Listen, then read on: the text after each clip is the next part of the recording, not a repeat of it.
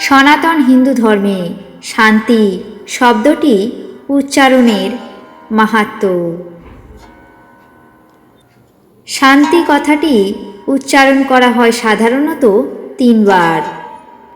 এর তাৎপর্য বা মাহাত্ম্য হল, হে ঈশ্বর, আত্মজ্ঞান লাভের সকল বাধাবিঘ্ন দূর করুন।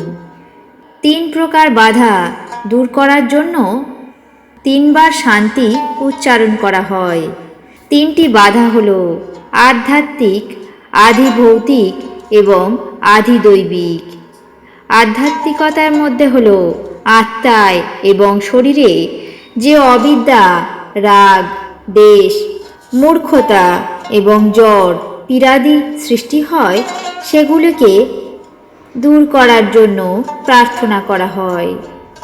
আধিভৌতিকের মধ্যে শত্রু, ব্যাঘ্র এবং সর্পাদির থেকে প্রাপ্ত হওয়া দুঃখ থেকে মুক্ত হওয়ার জন্য প্রার্থনা।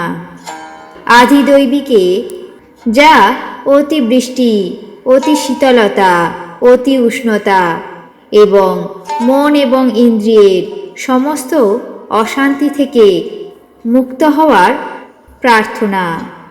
হে পরম ব্রহ্ম, আপনি আমাদেরকে এই নানা রকম ক্লেশ থেকে দূরে রাখুন, সর্বদা যাতে কল্যাণমূলক কর্মে প্রবৃত্ত হতে পারি, তাই আশীর্বাদ করুন। ঈশ্বর কল্যাণস্বরূপ, সমগ্র জগতের কল্যাণকারী, ধার্মিক এবং মুমুক্ষুদের কল্যাণদাতা। ঈশ্বর স্বয়ং নিজের কৃপায় সকল জীবের হৃদয়ে প্রকাশিত থাকেন। সকল জীব ধর্ম আচরণ করে, অধর্ম পরিত্যাগ করে যাতে পরমানন্দ প্রাপ্ত হয়, তার জন্য এই শান্তি শব্দটি উচ্চারণ করা হয়। ওং শান্তি শান্তি শান্তি।